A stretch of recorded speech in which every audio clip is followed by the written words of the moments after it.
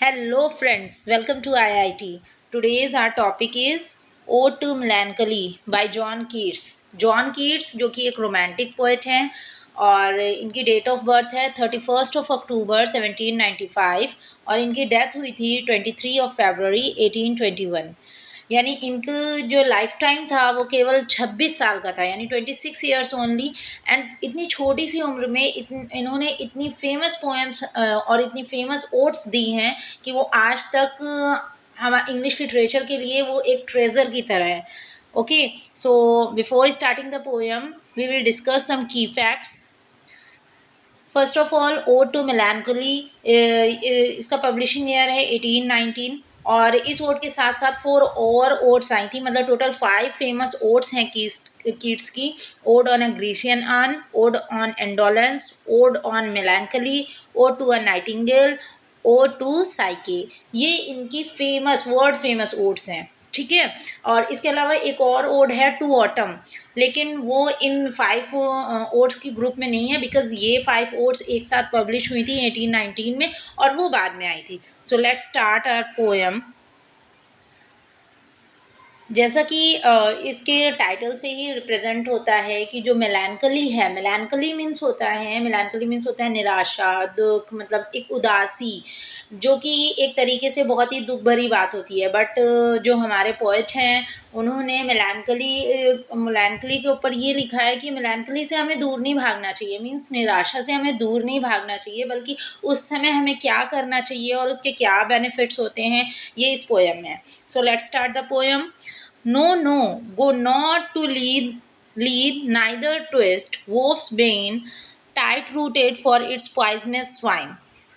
So here the poet says, let me change the color of the pen.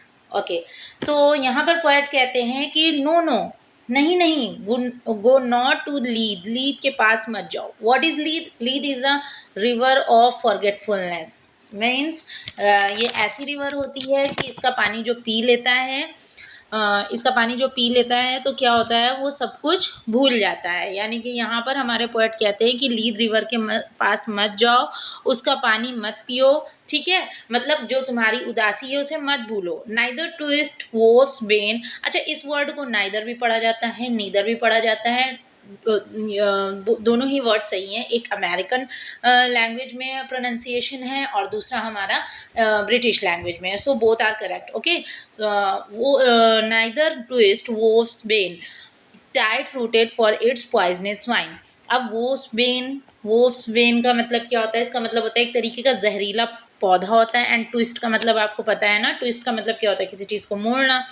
And tight rooted मतलब जिसकी जो जड़ें होती हैं काफ़ी, ये जो पौधा है ना वोव्स बेन, इसकी जड़ें काफ़ी मजबूती से ज़मीन में होती हैं। इस वजह से यहाँ पर पोएट कहते हैं कि ना तो लीद रिवर के पास जाओ, ठीक है, जहाँ पर तुम जिसका पानी पी के अपने सारे सॉरोज को भूल जाओगे, और ना ही जो वो बेन यानी इस पौधे की, इस जहरीले पौधे की टाइट जड़ों को उखाड़ो, जिससे तुम इसकी पॉइजनस वाइन, इसकी जो जहरीली वाइन है उसको जो निकालना चाहते हो, ऐसा मत करो। नॉर सफ़र दाई का दाई वर्ड मीन्स होता है यू मीन्स तुम। नॉर्मली जो हम लोग यू यूज़ करते हैं, ये दाई एक बहुत ही ओल्ड वर्ड है। दाई के अलावा एक दाऊ भी होता है। दे दे both are old words for you. Nor suffer thy pale forehead to be kissed by nightshade, ruby grave of Proserpine. Nightshade क्या होता है? नाइटशेड भी एक तरीके का जहरीला पौधा होता है। तो आगे पोएट कहते हैं, ना ही तुम अपने पेल फॉरहेड को, पेल मीन्स होता है येलो मीन्स मुरझाया हुआ, ठीक है। तो आप अपने जो येलो फॉरहेड है, जो उसको नाइट शेड यानी इस जहरीले पौधे के द्वारा किस मत करने दो, ठीक। रूबी ग्रेप ऑफ प्रोजरपाइन क्या है? ग्रीक मैथोलॉजी में प्रोजरपाइन जो है वो क्वीन ऑफ अंडरवर्ल्ड है। ओके, तो उसकी जो रूबी ग्रेप का मतलब यहाँ पे उसकी शराब, ठीक। तो जो अंडरवर्ल्ड की क्वीन है प्रोजरपाइन, उसकी शराब को भी मत पियो। Make not your rosary of you berries, berries, ये भी एक जहरीली बेरीज ही होती हैं, ठीक है, एक तरीके की बेरीज जो जहरीली होती हैं। तो यहाँ पर पोएट कहते हैं कि अब तुम, और रोजरी, रोजरी मीन्स क्या होता है, आप लोगों ने देखा होगा ना, वो भगवान का नाम जपने के लिए एक तरीके की माला होती है ना, उसे रोजरी बोलते हैं। तो तुम ये इसकी जहरीली बेरी से अपनी माला मत बनाओ, मतलब कि उसको बार बार अपने दुख को मत याद करते रहो। Nor let the beetle the death moth be your mournful Psyche, nor the downy, sorry, Psyche. Okay, यहाँ तक इस लाइन का पहले मतलब क्लियर कर लेते हैं। Nor let the beetle, beetle and death moth both are the kind of a insect, ठीक है, दोनों एक तरीके के इंसेक्ट होते हैं, एक तरीके के कीड़े होते हैं, और मोर्नफुल होता है दुखी, ठीक। साइके एक तरीके की देवी है, यहाँ पर साइके का मतलब एक देवी है, क्योंकि ये देखिए आप कैपिटल लेटर से लिखा हुआ है, means it's a proper noun. वैसे साइके का मतलब अलग होता है। ओके, वैसे साइकी का मतलब होता है मातम करना, जस्ट टाइप एक तरीके से दुख व्यक्त करना, ठीक। यहाँ पर इसका मतलब साइकी का ये भी मतलब है कि ये एक दुख की देवी टाइप, ठीक। तो ना ही बीटल और डेथ मोथ जैसे कीड़ों को अपने दुख में शामिल करो, और ना ही साइकिल को तुम अपनी दुख की देवी बनाओ। Not the downy owl a partner in your sorrows mysteries. Downy owl मतलब क्या हुआ, आउल में हमें पता है उल्लू होता है, राइट। डाउनी आउल का मतलब होता है ग्लूमी आउल, ग्लूमी आउल मतलब दुख भरा, ठीक। आउल वैसे भी उस वो फेस से ही लगता है काफी दुखी रहता है बेचारा, ठीक है। तो उस डाउनी आउल को अपनी मिस्ट्रीज, अपने मिस्टीरियस दुख की जो पार्टनर है वो मत बनाओ। For shade to shade will come too drowsily, यानी अगर तुम मेरी बातों को नहीं मानोगे, इस तरीके से अगर तुम अपना दुख व्यक्त करते रहोगे, तो शेड टू शेड मीन्स और ज़्यादा क्या कहते हैं, ग्लूमिनेस छाती जाएगी, और ज़्यादा दुख आता जाएगा, जो तुम्हें पूरी तरीके से ड्राउन कर देगा, डुबा देगा, ठीक है। And drown the wakeful anguish of the soul. Anguish, anguish word का मतलब क्या होता है, एंग्विश मीन्स है यहाँ पर दुख, ठीक है, सोल मीन्स आपकी आत्मा। And drown the wakeful anguish, और जो आपकी आत्मा है उसको पूरी तरीके से ये जो दुख है ये सुला देगा। Now come to the next stanza. But when the melancholy fit shall fall, sudden from heaven like a weeping cloud। लेकिन जब मेलैंकली यानी निराशा तुम्हारे ऊपर पूरी तरीके से गिरती है, इस तरीके से अचानक से कि जैसे कोई क्लाउड वीप कर रहा हो, कोई क्लाउड रो रहा हो, इस तरीके से तुम्हारे ऊपर, तुम्हारे अंदर निराशा छा जाती है, ठीक है। That fosters the drupe headed flowers all. जब क्या कहते हैं बारिश होती है तो क्या होता है, वो फ्लावर्स को मतलब इतना ज़्यादा पानी भर जाता है कि वो फ्लावर्स को ऊपर तक डुबो देता है। इसी तरीके से जो मेलैंकली है, निराशा है, वो तुम्हारे हर्ट को पूरी तरीके से डुबो देती है, पूरी तरीके से भर देती है। And hides the green hill in an April shroud, यानी कि श्राउड मीन्स कफन होता है, राइट। अप्रैल श्राउड का मतलब यहाँ पे कफन नहीं है, अप्रैल श्राउड का मतलब ये है कि जब बारिश होती है, ठीक है, तो चारों तरफ हरियाली हो जाती है। अप्रैल के टाइम पे हर तरफ हरियाली हो जाती है, और वो जो ग्रीनरी है वो सारे पहाड़ों को, सबको पूरी तरीके से एक कफन की तरह ढक लेती है, राइट।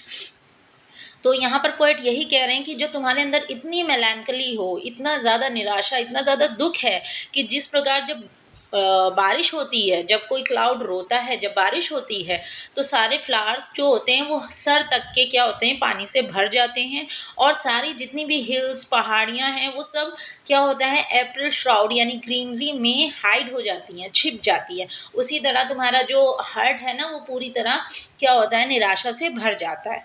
देन ग्लड दाई सॉरो, अगेन यहाँ पर दाई वर्ड आया है, दाई मीन्स होता है तुम, तुम्हारा, राइट।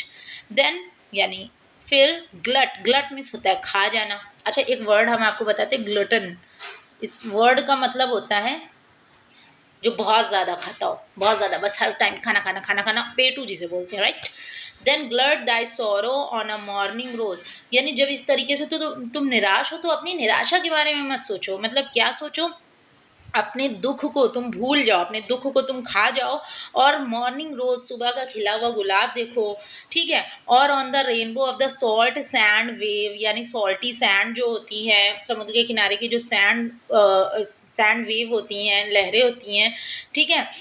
उस पर जब रेनबो आसमान में निकलता है तो उस सीन को देखो।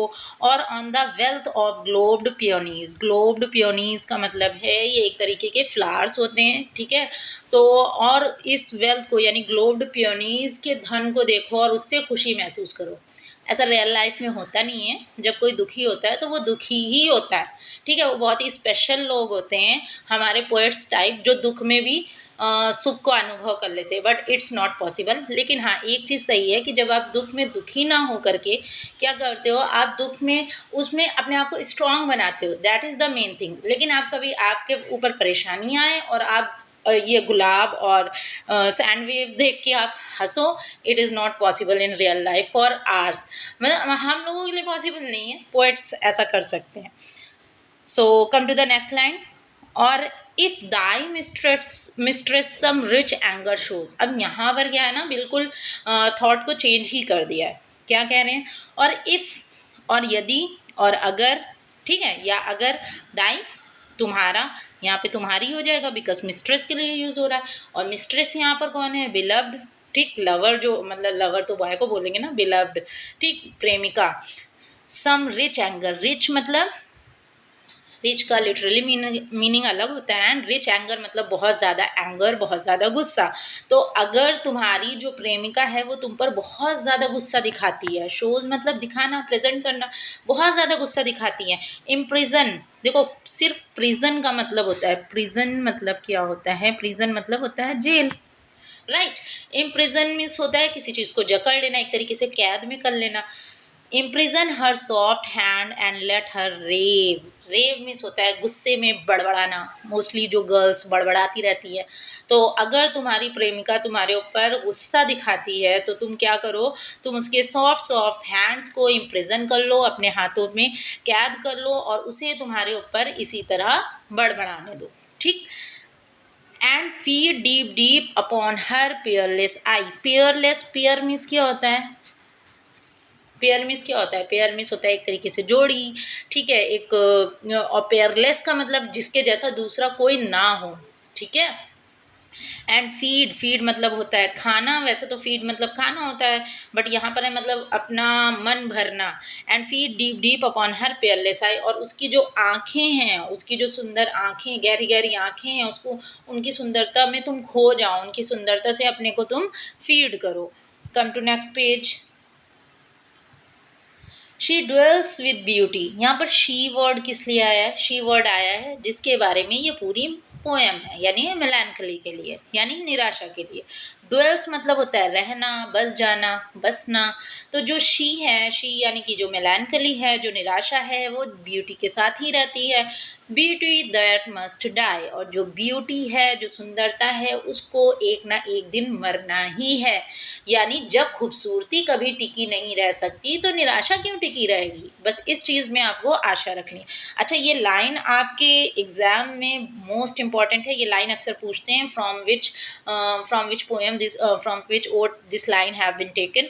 सो इस लाइन को आप रट लीजिएगा बहुत अच्छे से, ओके। एंड जॉय, और खुशी, whose hand is ever at his lips. अब ये बहुत इंपॉर्टेंट लाइन है, मीन्स ये काफ़ी अच्छी लाइन है, पर्सनली मुझे बहुत पसंद है। एंड जॉय, और जो खुशी होती है, whose hand is ever at his lips, यानी उसका जो हाथ होता है वो हमेशा उसके लिप्स पर रहता है। क्यों रहता है, बिडिंग अड्यू, बिडिंग अड्यू मतलब होता है किसी को गुड बाय बोलना, अलविदा कहना, ठीक।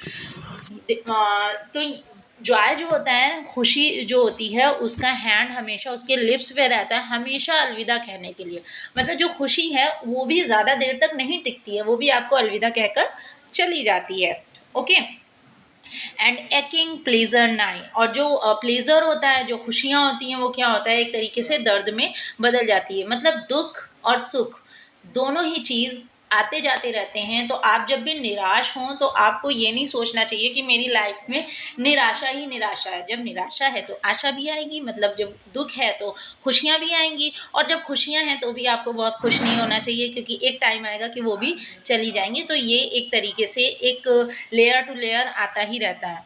Turning to poison while the bee mouth sips, अब यहाँ पर पोएट बिल्कुल अलग सा थॉट प्रेजेंट करता है कि जो अगर ये किसी बी के माउथ में चला जाता है, यानी अगर कोई मधुमक्खी इसका रस पी लेती है, इसका सिप कर लेती है, तो वो किस चीज़ में चेंज हो जाता है? पॉइजन में, जहर में। Ay in the very temple of delight, ay miss होता है हाँ, बिल्कुल, इंडीड, ठीक है, they all are meanings of I.